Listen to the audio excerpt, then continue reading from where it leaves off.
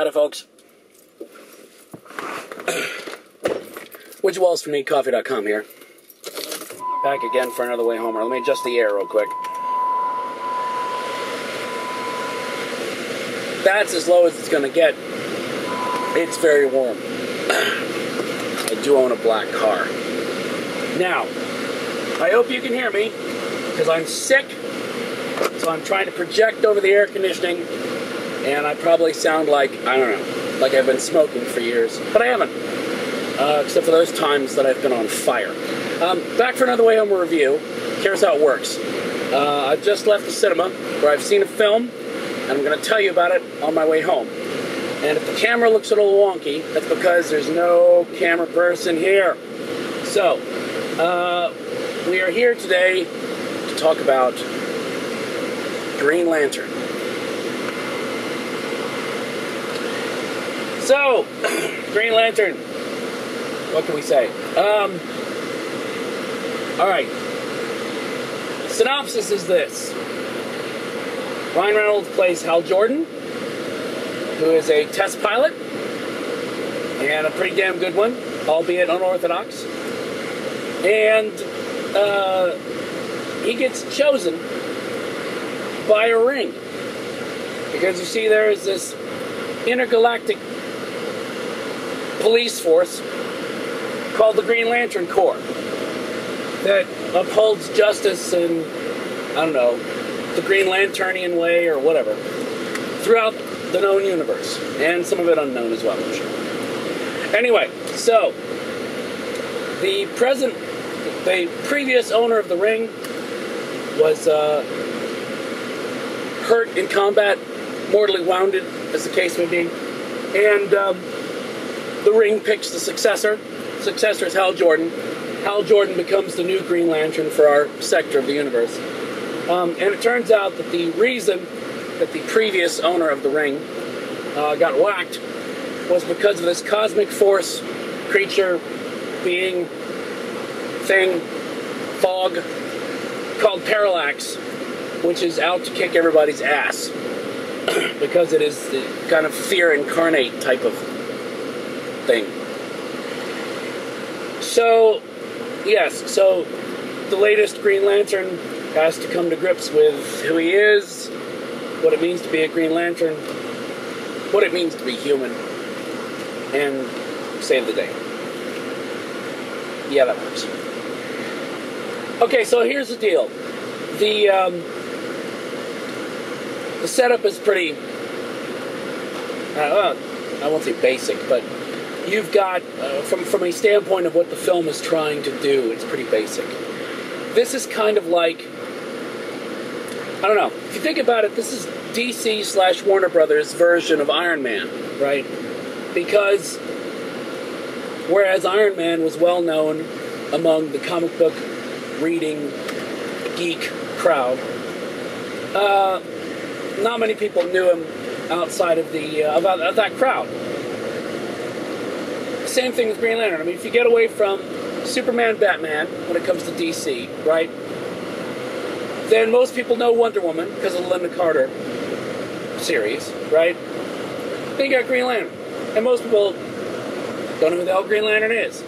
So, I say that, like Iron Man, the goal here is to put across a film that will entertain not just people who know the character, but people who don't, and get them to want to show up. And it has big armored boots to fill, because Iron Man, the trailer for that, got everybody excited.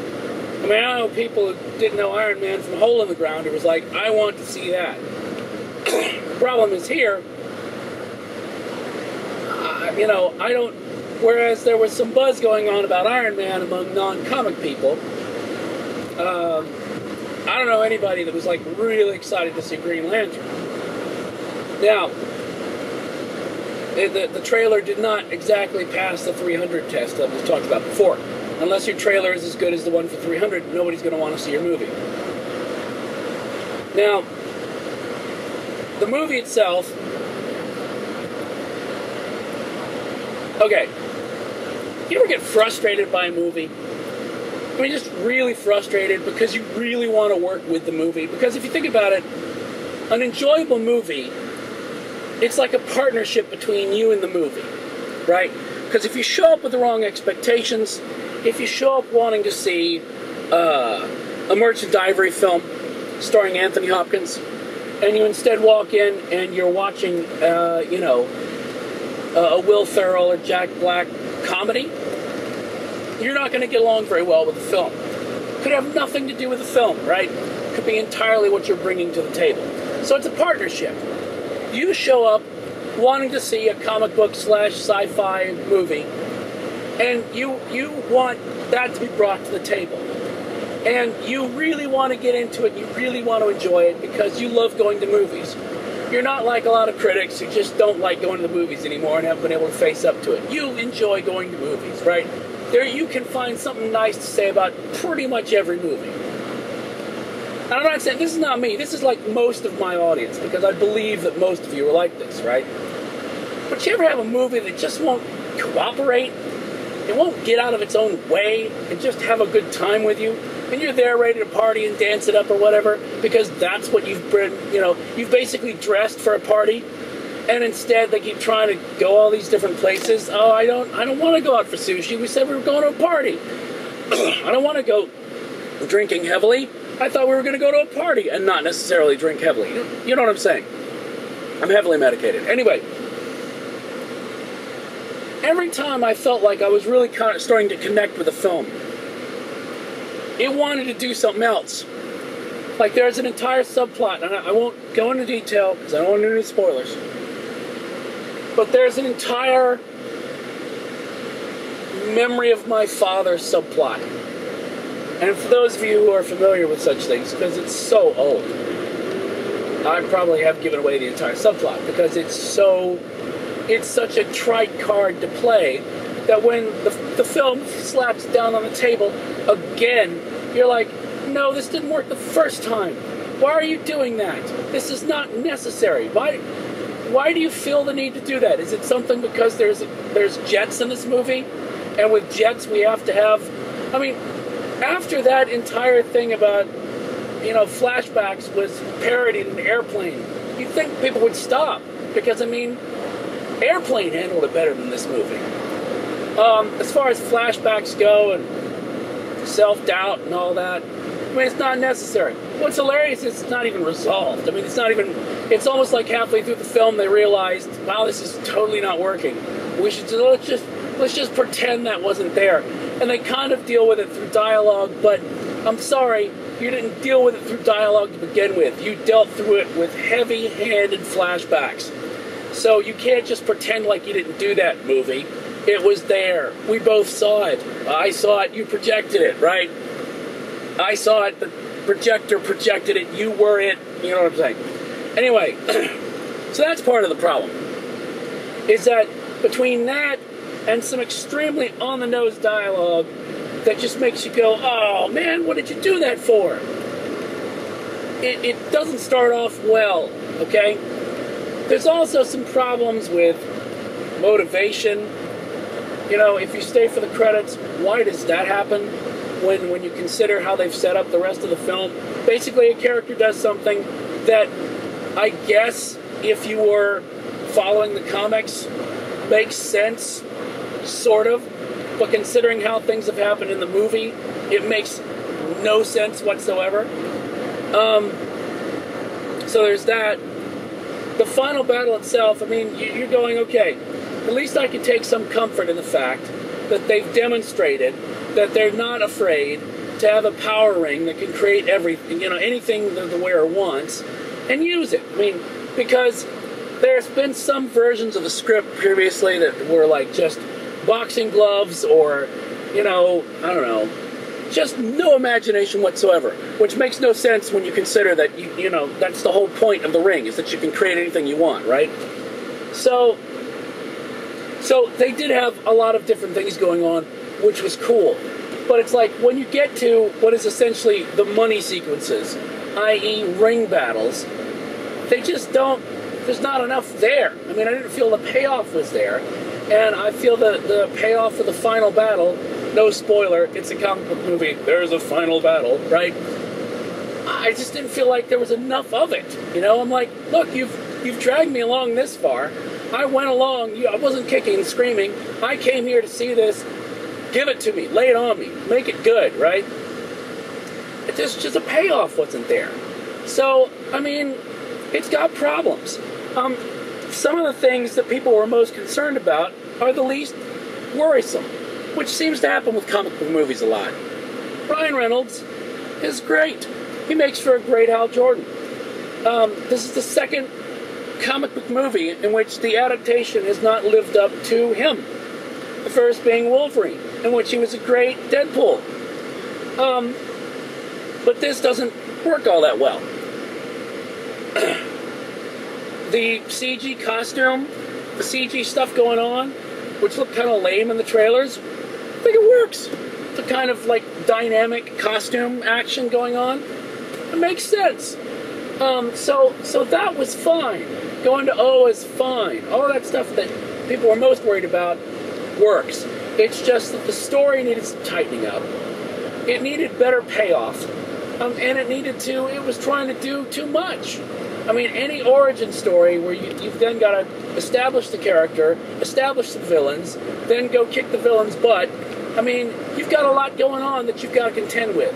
So why are you throwing in extra stuff? So, I think that's the problem. That's what I mean. I was just frustrated by every single time me and the movie were getting along great. The movie just tried to do too much and got in its own way, stumbled over its own feet, and I was like, whoa, get up, we were just dancing here. What a weird metaphor. Again, I'm heavily medicated. So, that's the gist of it. It's frustrating because it could have been a lot better. It could have been a lot better with just a little bit of fine-tuning, okay?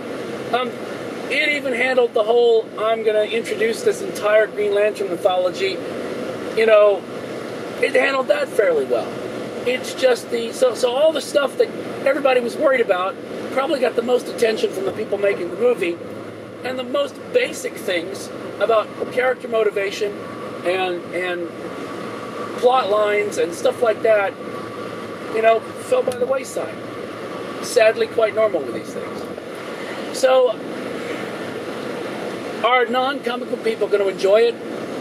I think so. And I don't even think, let me just clarify, I don't even think that the fact that I'm familiar with the character and read comic books got in the way of me watching this film, because I have been away from Green Lantern, so much that I can pretty much write off anything that I was seeing that I went, that's not like it was in the comics, as DC has changed it so many damn times since I was gone, there's no telling. They're about to reboot their entire universe, and Hal Jordan's going to be a 17-year-old skate punk.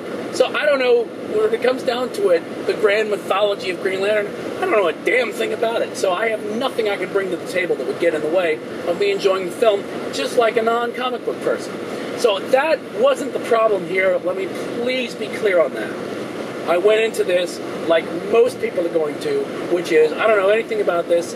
I know there's a character named Hal Jordan. I know he puts on a ring. I know the Evan Sword bit. But beyond that, I have no clue. For all I know, the Parallax tie-in, they've made that the origin of the stories. Don't know, can't possibly care. So, but very frustrated with the film. It had a lot of potential to hit that Iron Man level of, wow, that was amazing what I just saw, especially when you consider that unlike Iron Man, which is just a guy in a suit, this is a guy with a ring that can do any damn thing that he wants. And I don't think they did better than, again, some of the scripts that have been out there, but they didn't quite reach the potential. So, and the motivational things just frustrated the hell out of me. So, oh, and by the way, let me just say, Mark Strong, good Sinestro. What happens doesn't make a lot of sense, but he plays the character they set up as Sinestro pretty well, so he is to be commended. Well done. I don't know. I think that's it. Rating-wise, I would say 2 out of 5. The frustrating bits just got in the way too much. So, I didn't not enjoy it, But there were the bits that I enjoyed. I wish there was more of them to enjoy. And the bits I didn't enjoy, I just wanted to get out of the way. Should you see it? I mean, yeah, if you're a Green Lantern fan, go see it. You might find some things frustrating, but I think you'll find it worthwhile. See a matinee. And for God's sake, you'll notice I haven't mentioned the 3D. Why? Because, oh, there's a surprise. The 3D is pointless. I didn't get anything out of the 3D whatsoever. It just reminded me that while I was talking about saving money, I should probably mention the 3D. Otherwise, I completely forgot about it. So that's a non-starter. So yeah, I mean, if you feel compelled to go see this, if you're a comic book geek, if you're one of those people that, you know, just like so many times we buy the Green Lantern comic because we keep expecting them to figure out how to write the character possibly. That was me with Kyle Rayner for probably 3 or 4 years. I'll be the first one to raise my hand. Then yeah, you're probably doomed to go see it. At least do yourself a favor. Catch a matinee. In fact, the theater I was just at does like Tuesday showings for like every movie's $5. Find a deal like that and see it fine. But don't pay full price. And anybody else who does not feel compelled and they're wondering, should I make myself compelled? No, you probably shouldn't. But it's nobody's fault that's in the film. It's just the way the film is structured and set up. Frustrating. Anyway, so that's it. I should probably stop talking before I start sounding worse than I already am. I already sound like I've been going to the Janis Joplin School of Song Etiquette. Anyway, I will just say thanks to everybody who watches these things.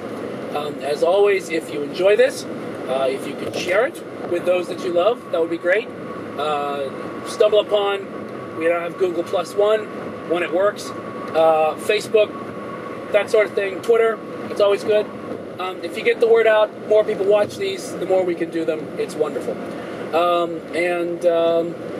Yeah, that's pretty much it. I'm going to take some more cough syrup and knock myself unconscious. So until next time, and I promise I'm going to get to X-Men. I really need to do that. I know it's just been crazy. And I've been sick. But until next time, I will say, yes. Talk to you later. I'm heavily medicated.